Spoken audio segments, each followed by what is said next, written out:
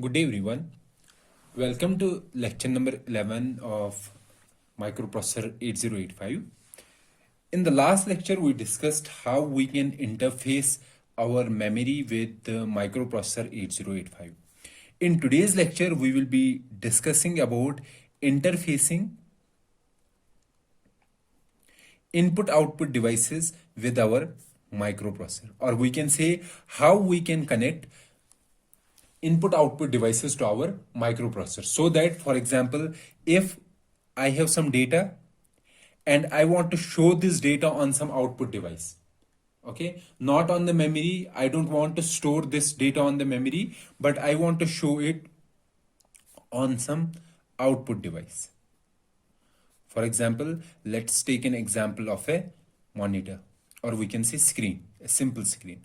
I have to display the data on the screen, or in other words, my microprocessor, let's say it has to take some data input from some input device.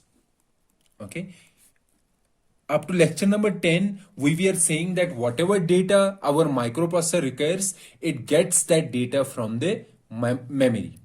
Okay, however, here we are saying that we will see how we can get data from some input device. An input device may be a simple keyboard. Okay, so first of all, we have to discuss how we can connect these input output devices to our microprocessor, like we used to do in the case of a memory. Okay, and we know that for interfacing any device, maybe it is memory or any other input output device, we have to first assign addresses to these devices. Assign addresses. For example, if my microprocessor, it has many input devices connected to it, then first thing that my microprocessor has to do is to assign address to these input devices, like we used to do in the case of memory. We were having a memory, this was our memory, and to get data from any location of this memory, so any location, we were having a decoder. Okay, and this decoder was taking an address, and based on this address it was choosing one location from the memory, and from that location we can either read or write data. Okay, so this address and the control signals, what were the control signals? The control signals, for example, read, write, and this input output memory control signal. These control signals were generated by microprocessor, and from these control signals and using the address, we can determine the memory location and what type of operation we have to perform, whether we have to read the data or we have to write the data. Write will be giving output to the memory, and read will be taking input from the memory. Okay, read is in case of input. If I want some, if I here means microprocessor wants some input from the memory, it sends a read signal, and if it wants to write something, or we can say produce an output or store an output into the memory, it will send an output signal, write signal. Okay, likewise, we have, like in memory, we have memory locations. In our input output devices, we have these input devices, for example, input device 1, input device 2, output device 1, output device 2, many devices. These devices are connected to our microprocessor. This is my microprocessor. Okay, so let's combine these for simplicity, for understanding. Let's say this is like a memory. Okay, so each device is like a one location in memory. Fine, so each this entry, like in memory, each location in memory, it was having an address. Okay, similarly, every device here, whether input device or output device, it should have an address. Okay, this address is also called a port address. So when is this address called a port address? Port address means address of an input output device. Okay, now if microprocessor has to read some data or produce output, okay, then let's first take the case it has to read data. Okay, it has to read data from some input device. Then first of all, it should know the address of that input device, and it will provide that address on the address bus. And we will be having decoder.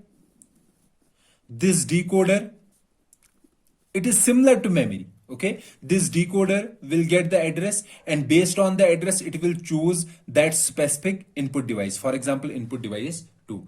And then this input device, this will be enabled, and this input device will send a data that will be placed on the data bus, and this data will reach to the microprocessor. Okay, not only microprocessor has to send the address or port address of the device, it has to also send control signals.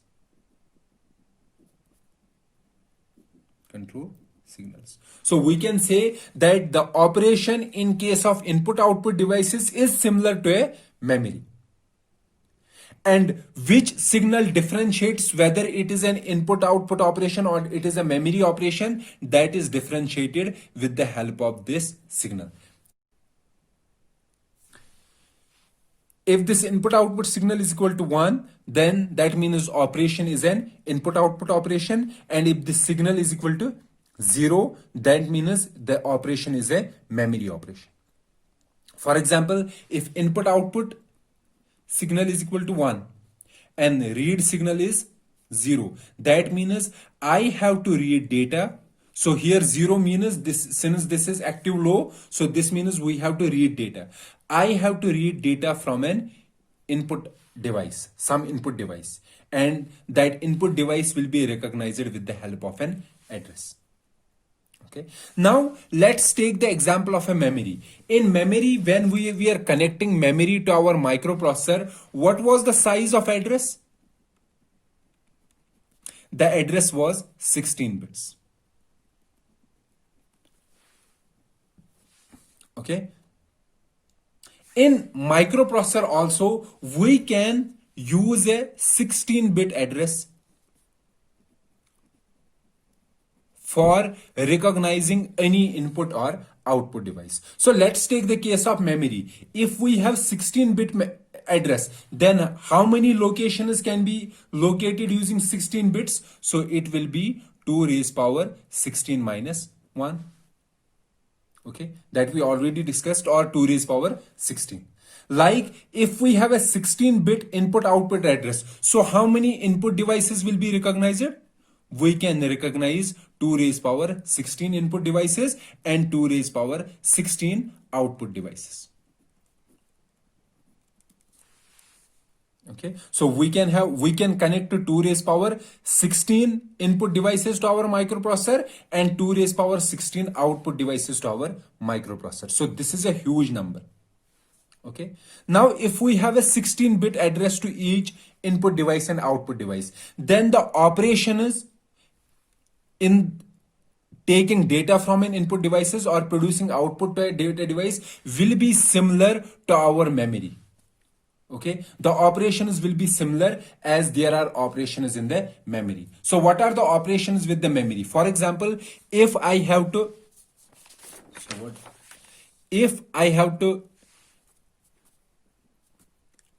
take input from memory. Okay, then what kind of instruction I am using? I am using load A and then address. That means go to this address, take a data byte from this address and place that data byte in an accumulator. Okay, the similar will be the case in case of an input output devices. However, when we are using how many bit addresses? 16-bit address. So if I have to take input from input device 1, let's say input device 1, then the instruction will be load A port address.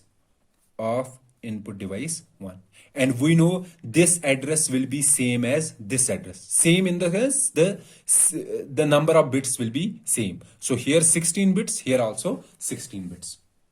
Okay, so what will differentiate the memory operation from input output operation?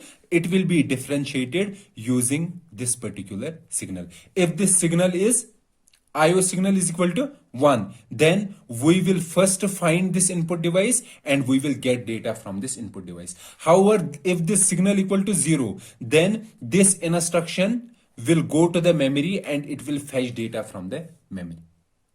Okay. Likewise, if we have to output data to memory, so how we are doing output to memory in case of microprocessor? That is done with the help of store instruction.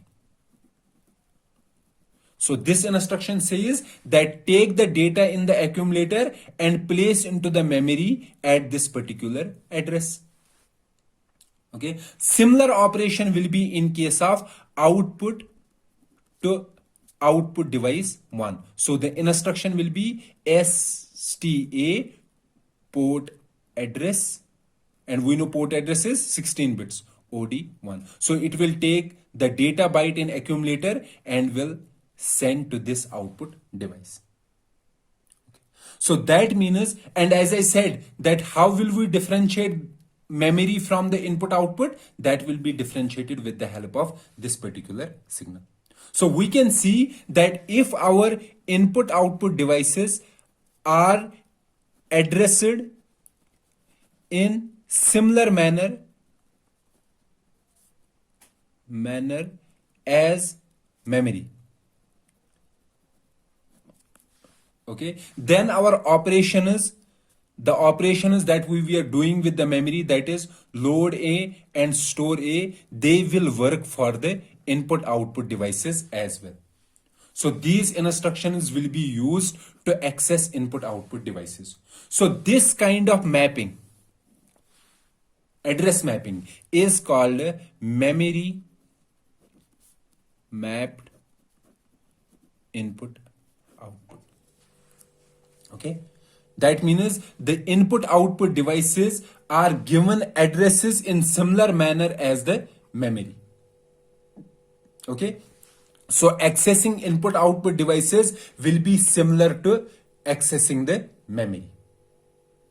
Okay, so this is called a memory mapped input output. The second technique, the second addressing scheme is called peripheral mapped input output.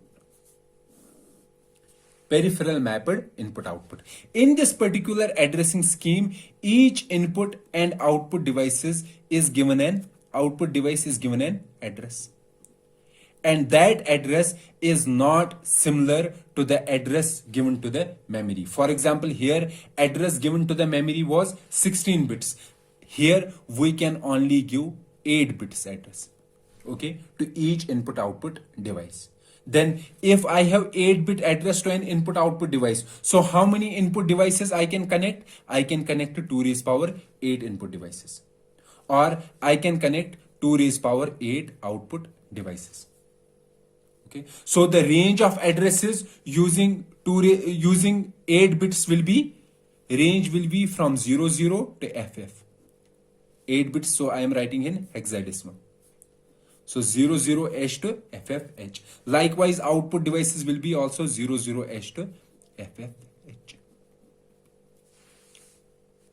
And this address here is an 8-bit address, and it is called a peripheral address or port address.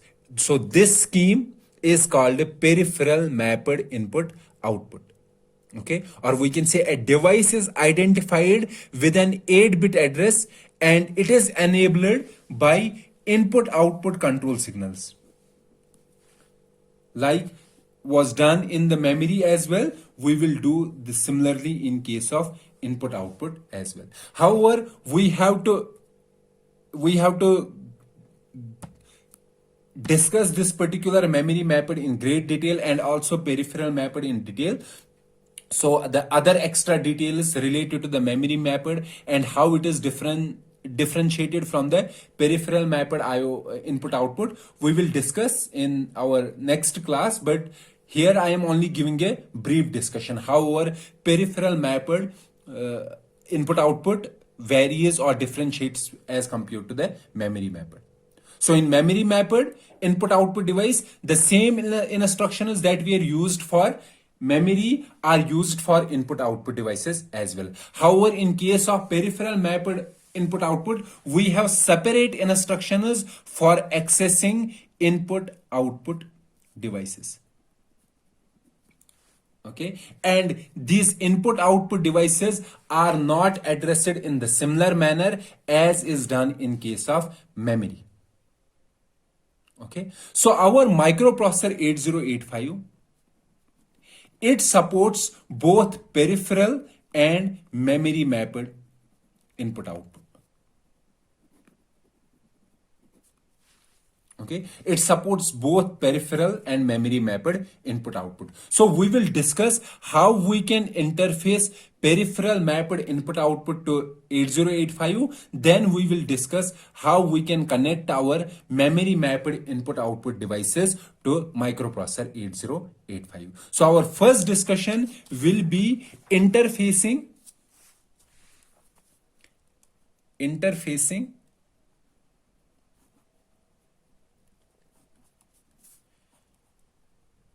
peripheral mapped input output. So how we can connect the peripheral mapped input output devices to our microprocessor 8085. However, before discussing this peripheral mapped input output, like we discussed in case of memory mapped, for reading the data from input device, we will use LDA instruction, and for writing data to output device, we will use STA instruction. However, in case of peripheral mapped input output, reading data from an input device, we will use in instruction. In and port address. Port address means address of input device. And we know this port address will be how many bits? 8 bits in case of microprocessor 8085. So every input output device is given an address, and that address is of 8 bits. Okay, this is when I have to read some data from an input device. Now if I have to give output on some output device, so then I will use out instruction, out port address. So this in says that go to this input device, the port address. Okay, go to this input device, take 1 byte of data from that input device and place that data into accumulator.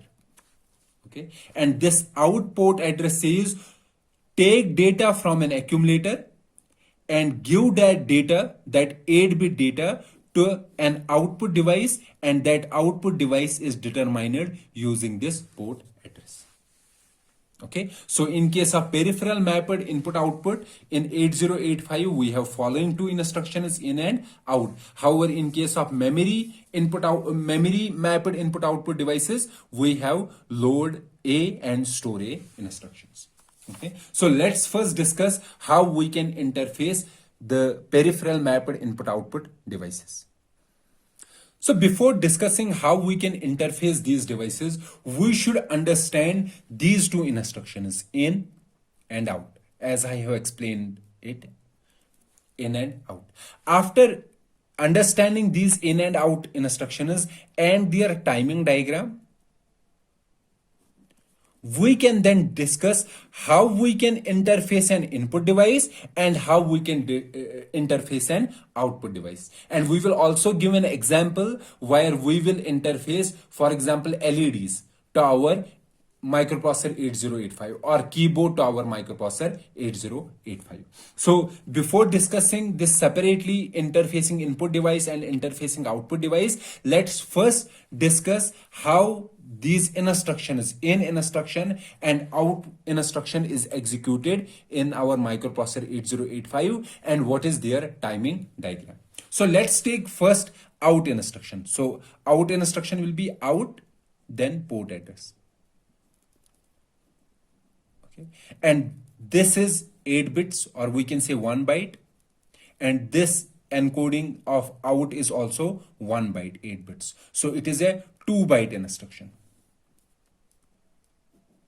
Likewise, if we take an example of an in port address, okay, so it is also 2 byte instruction.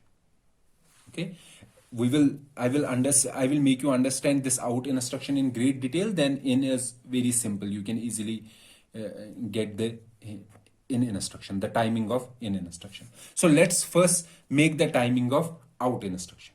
Okay, the timing diagram. So how we are making the timing diagram? So timing diagram will be, so we have a clock. So let's make a clock here. So let's say these are our clocks. This is time T1. Okay, this is our second clock T2, T3. Okay. So I have created a timing diagram here to save some time. Let's say our instruction, let's take our instruction is out, and device address is, let's say 1 2. This is the device address. Okay, and let's say this instruction is stored in the memory at this address, let's say 2000. Okay, so at 2000 we will have out. Okay, whatever is the output, whatever is the encoding of out, let's say it is C3, it is encoding, let's say, for example, and at 2001 address we will have our 12H stored. Okay, now let's see the timing diagram, how it is executing. So we have to get this instruction, and we know this instruction is stored at 2000. So what our microprocessor will do, it will place 20H on higher order address bus, and on the lower order it will place 00H. So it will be this address, 2000 address. So 2000 address is placed on the address line, and at this particular signal ALE is high. ALE means address latch enable, or we can say the lower order 8 bits are carrying the address. Okay, now this address reaches to the memory. Okay, so after going to the memory, so we went to this at this location also. Now at this point this address has reached to the memory. Now we have to get data at this location. So what is the data? C3H. And we know this address has reached to the memory, and we have to do what kind of operation? We have to do read operation. We are reading from the memory, and what we are reading? We are reading C3H. So at this particular point, our read signal will be low. Low means that we have to read data, and from which we have to read data? We have to read data from the memory, because we are first getting this instruction from the memory. So read signal will become low, our write signal will be high. High means that we are not writing data, and this input output memory signal will be 0. Why 0? 0 because here we are doing a memory operation. We have to get the instruction from the memory. So this C3H will be placed on the data bus.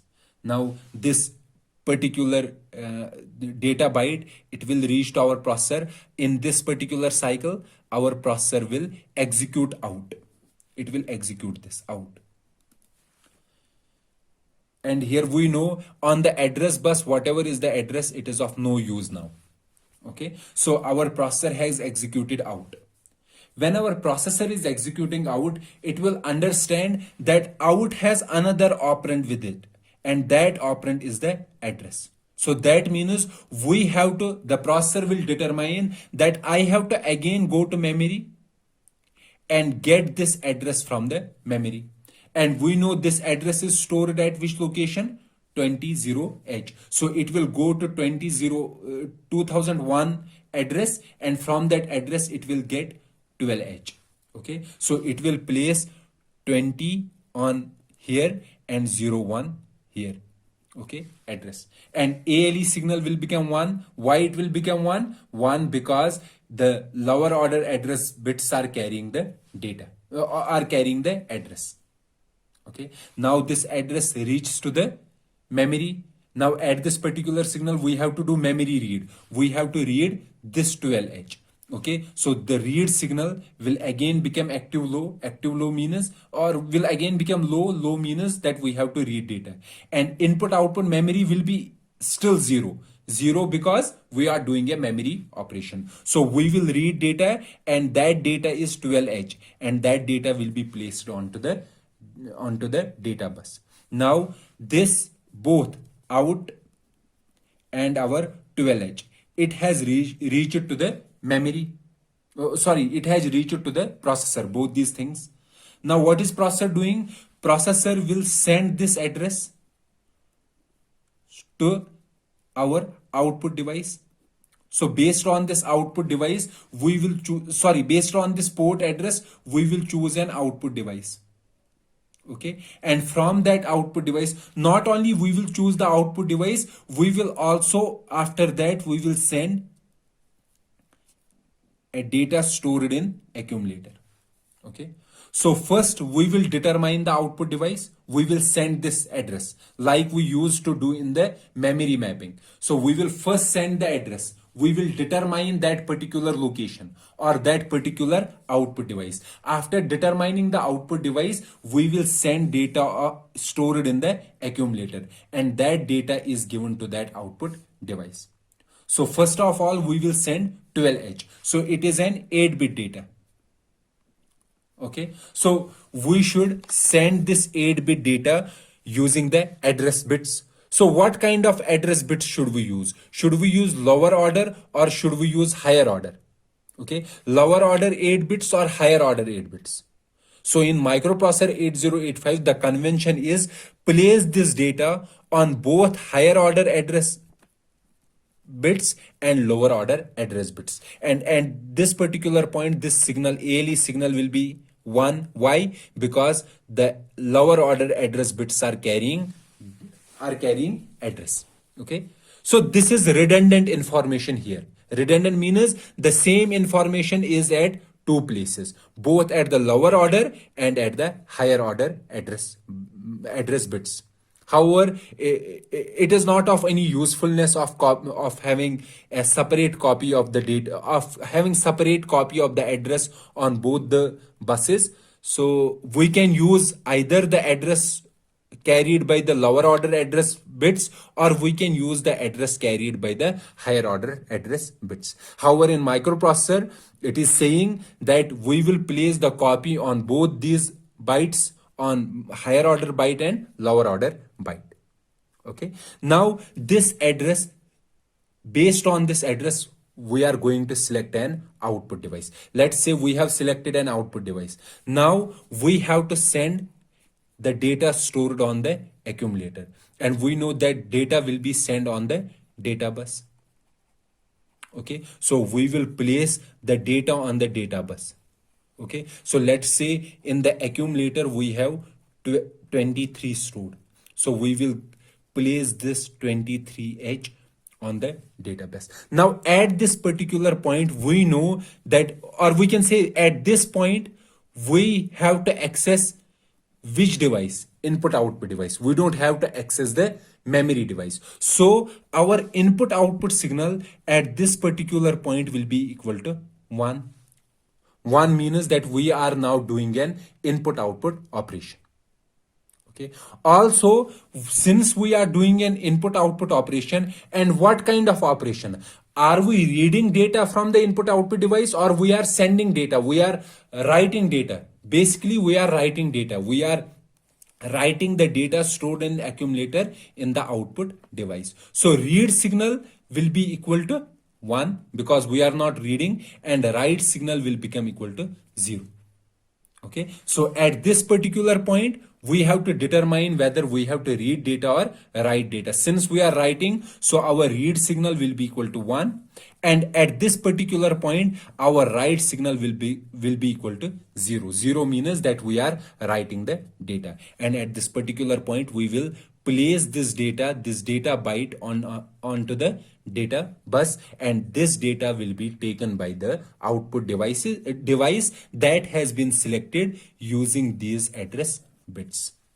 Okay, so this is the timing diagram of out instruction. Now you have to work for the timing diagram of an in instruction. That is your homework. Please please make a timing diagram for an in instruction.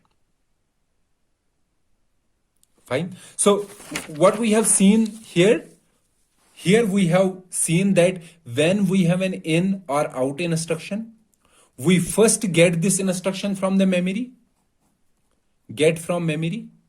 After getting the data from the memory, we place the port address on address bus. However, our port address is only 8 bits in case of peripheral mapped input output, and our address bus is of 16 bits. We have two divisions of address bus: higher order 8 bits, higher order bits, and lower order bits. Now we have to make a choice whether we will place these address on higher order or on lower order. And microprocessor 8085, it has a assumption or standard assumption that it is using, that place that address on both the higher order bits and on the lower order address bits. Okay, and after placing the address, we will determine the device, input output device, and after determining the device, if it is an out instruction, we will place the data of accumulator on data bus. Okay, and this data will and the output device, selected output device, will take the data from the data bus. However, if it is an in instruction, so when we have chosen an input device using the port address, this input device will place its data on the data bus, and from the data bus we will place that data into the accumulator. Okay, this is the working and timing diagram of in and out instruction. So out instruction I have explained completely. Now for the instruction, you can work out in similar manner. So what are we doing? How we are selecting an input or output device? So we have 8 bits address. Let's say these 8 bits are from A7 to A0 address bits. Okay. And the same 8 bits are on A8 to A15 also. But let's only consider this particular copy. Okay. So this 8-bit address is given to a decoder.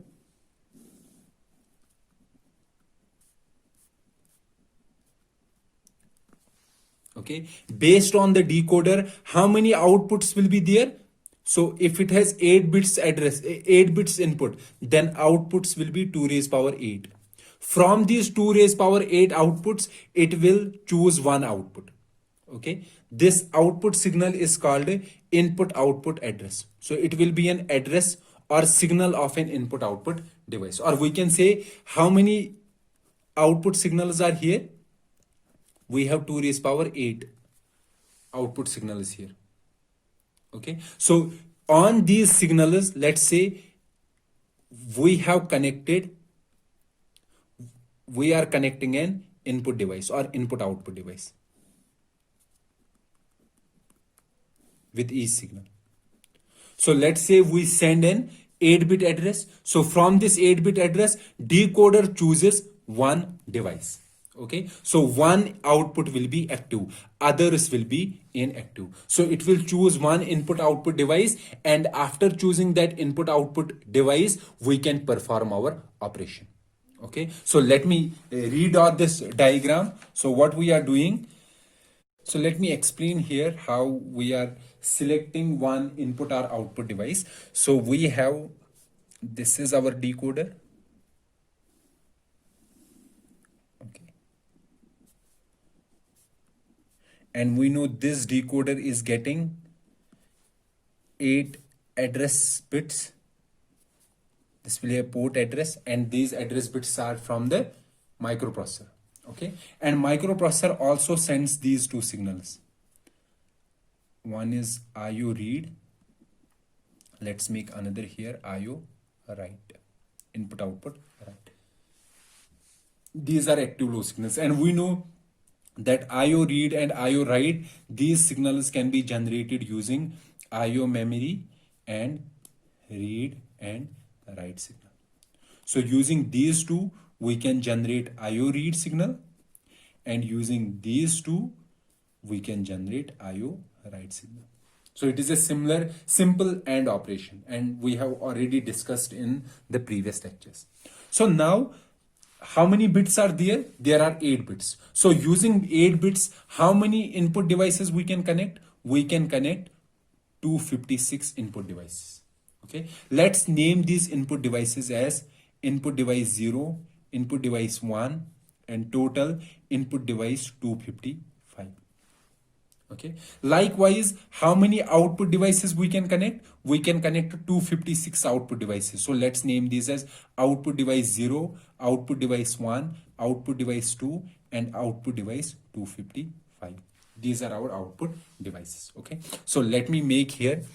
So this is output device 0, then output device 1.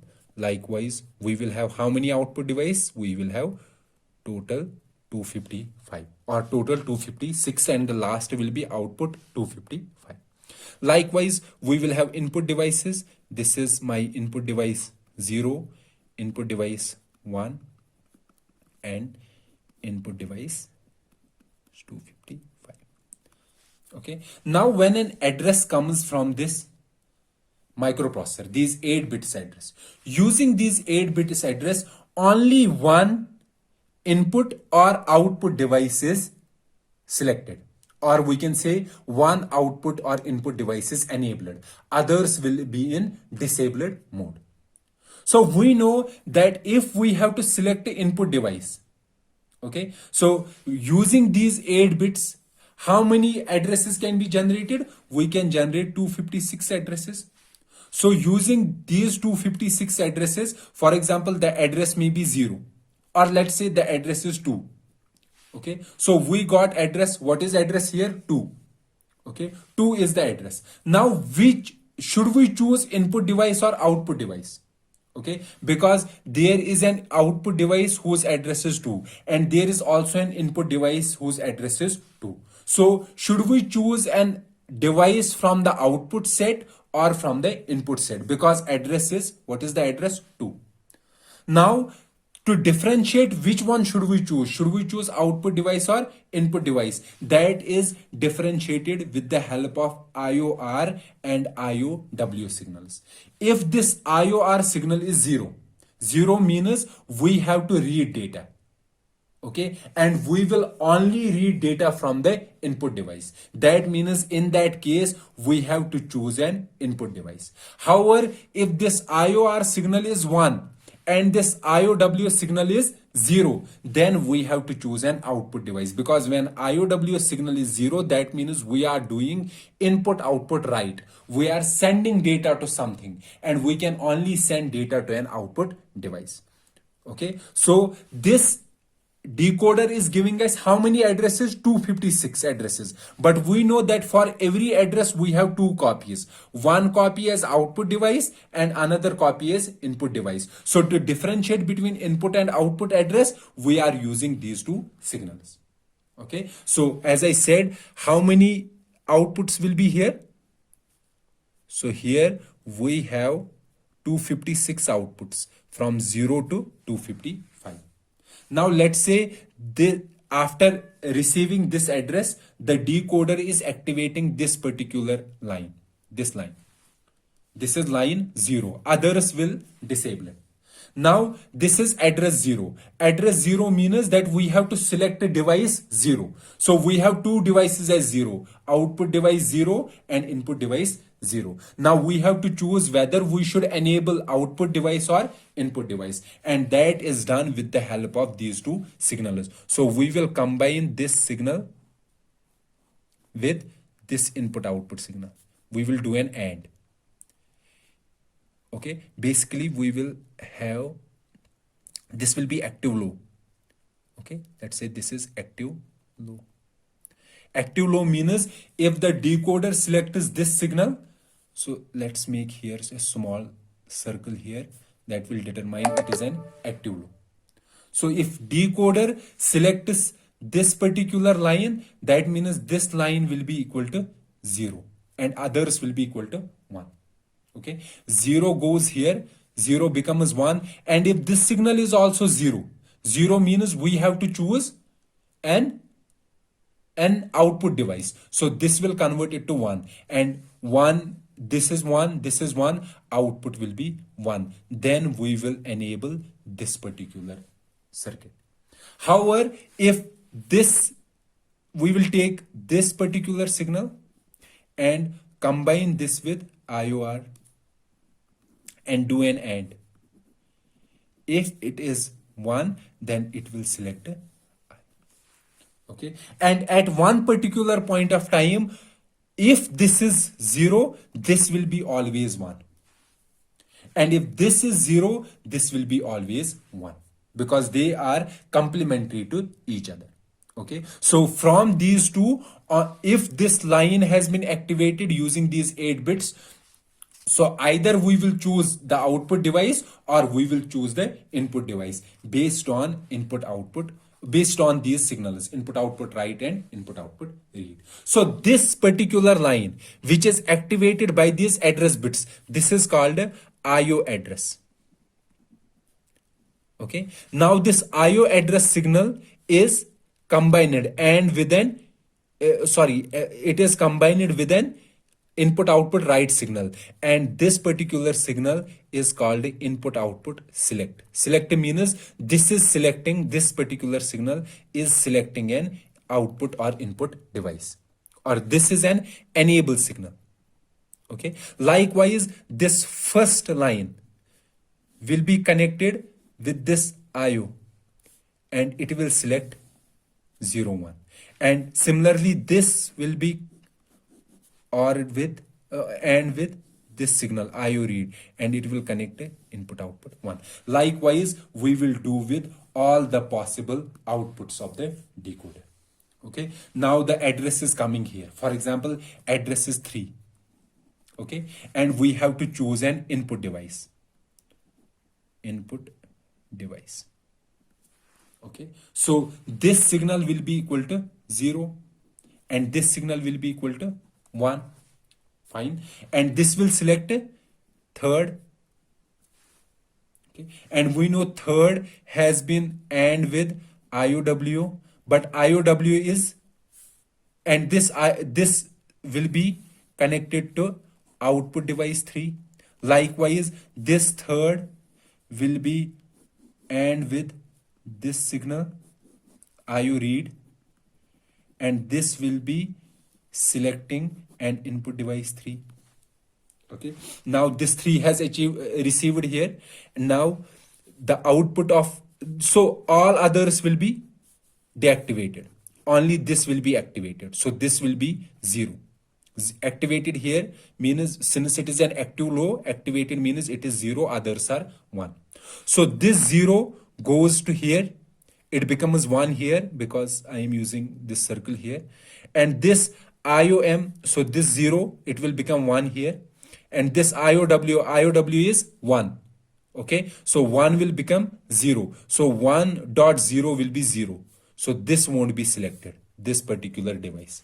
However, here this particular signal is 0, it will become 1 here.